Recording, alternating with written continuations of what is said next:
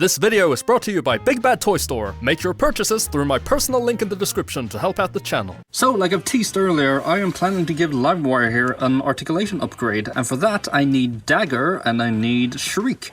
So I actually did a very similar process when I made my own Shriek figure for the Fuchsia's Secret Santa, and I took Daggers, like these upper leg bits, but I replaced these bits here with the legs from a female who had like black legs. So that's what I'm planning to do here.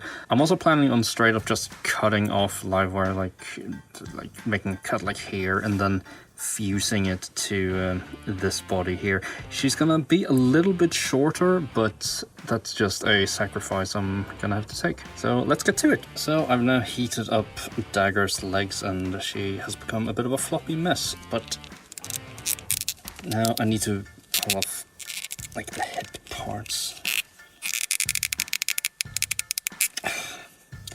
And unfortunately the hips are made in a harder plastic than the rest of her, so it can be a little bit of an annoyance, but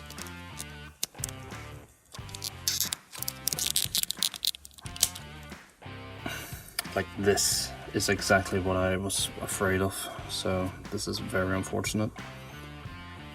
So I guess we'll have to heat it up even more and then we'll have to pull it out with some pliers.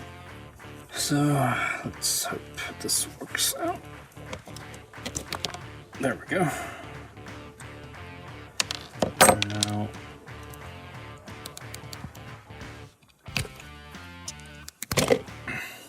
like so, and to remember this is the right leg, so I'm just going to put it here. So just like that. And now we do the same thing with Shriek's legs. So a little update here. So it appears that Hasbro has actually updated these joints, and they made the upper bit here out of soft plastic as well, so you can just sort of put it on and off. So no risk of breakage anymore. Still need to get this off there. So they updated this joint a little, as you can see, but it actually slips on perfectly fine still, so boom, it's like perfect. There are actually a few different things we can do here. So first off, this thing's getting off. The hip size looks to be pretty much spot on. So I think we can just like try to break these legs off.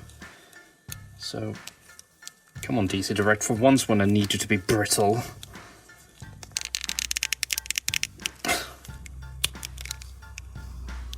Well, the knee joint was at least.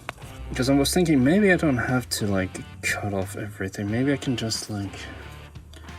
So I modified the hip area a little bit to allow for more articulation, but I don't really like how it's turning out. Like this bit is just too big. Like there's too much empty space here. So I will go forward with my original idea and I'll just splice on the hip part from this figure.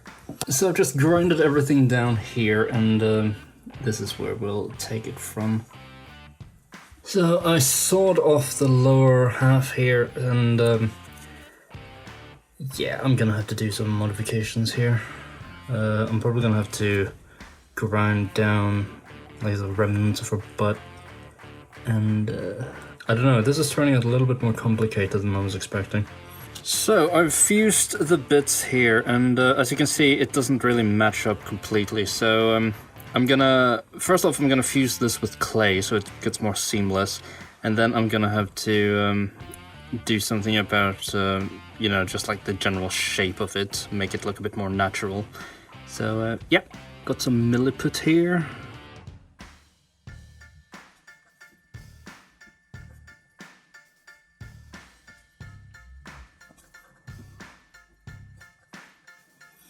And then of course when we're finished we're gonna sand everything nice and smooth.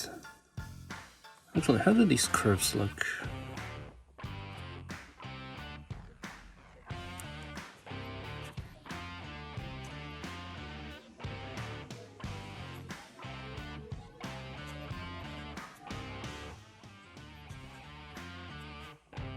So while I'm waiting for the clay to harden completely, I have some ideas for arms, and to do that I need to take them out. So I heated them up and it appears that... Ooh. I think it's just a pin and socket, but I'm not really sure. But if they are, it makes what I want to do a lot easier. So I can grab these pliers.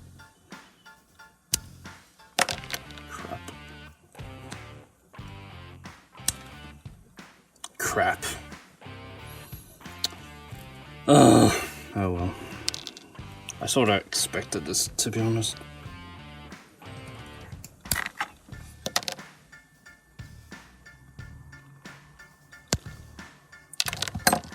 It's annoying when one thing can work out like perfectly fine and the other one just has to be annoying.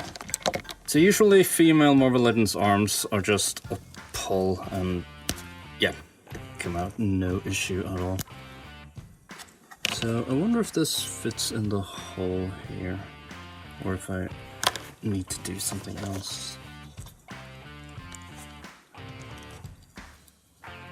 It's actually a perfect fit, which means I need to take them out again because I need to get rid of the white parts here before I continue. So in the meantime, let's just remove the paint from the arms. So just using some nail polish remover again, and we are just scrubbing it off gently like so.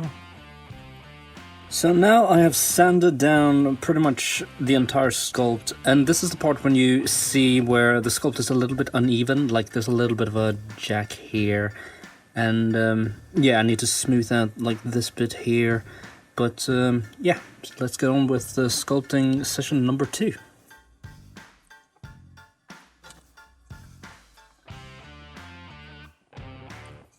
So again, I have some downtime for the clay to harden, so I'm gonna work on our hands. So I can't use these hands because, well, I would have been able to use this hand, but this hand is so pre-posed that it's just useless to me. But I really like these glove cuffs, so I'm just gonna take them off like so, and then now I'm gonna cut off the peg. And then what I'm going to do is I'm going to remove the rest of the hand, and I'm going to drill a hole straight through here, and then I'll show you. So here are the cuffs modified, and now I might as well just put them on the figure. Let's see how they look if you put the hand in.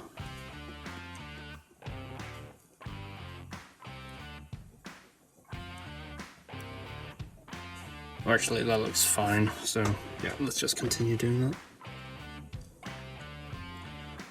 And I actually don't have any other hands than these like really splayed out hands, but I think for Livewire this works because she's not really like a brawler.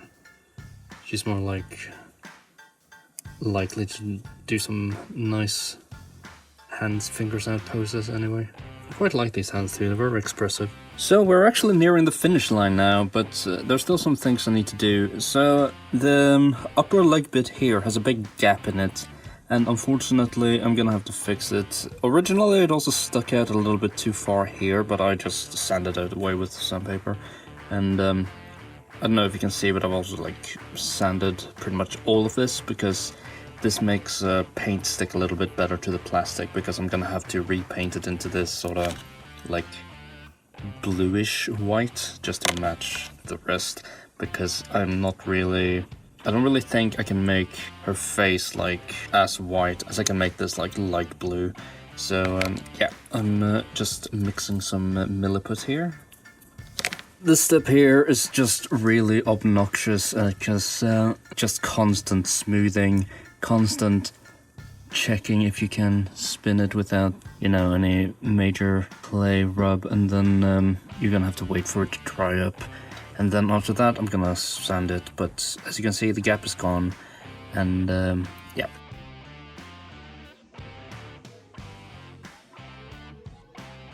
And now we're ready to just put her together, and hopefully this will go without a hitch.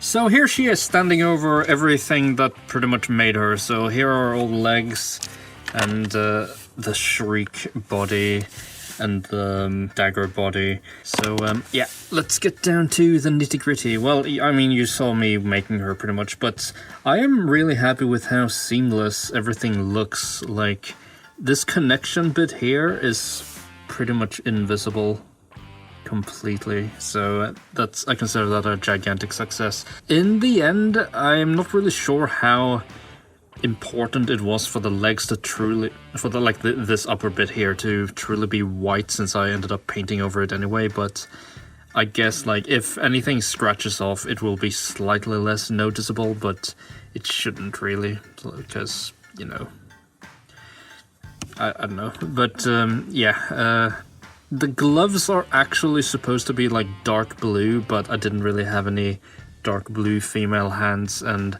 I couldn't really be bothered to deal with paint rub when it comes to articulating the hands. And I mean, the DC Direct Figures hands were black anyway, so I guess this is accurate to the actual comic. But yeah, the head itself didn't do anything with that. Her back looks really good. I mean, she turned out to look pretty official made, so that's pretty much what I wanted. So furthermore, these are really stiff, but you know, I'm really happy to have double jointed elbows for her. I think it was a good decision by Hasbro to finally give the Marvel female figure some double jointed elbows. You can get some really nice expressive poses with them.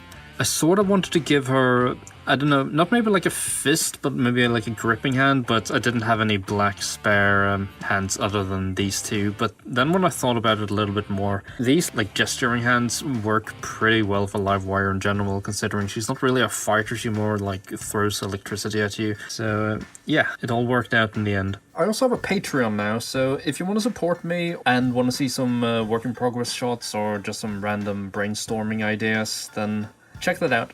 As usual, thank you for watching and hope you enjoyed the video. Hi, I'm Livewire. We haven't been formally introduced, so I'm taking the initiative. Hi, boys. Want to make sparks fly? Well, ladies, meet your edge.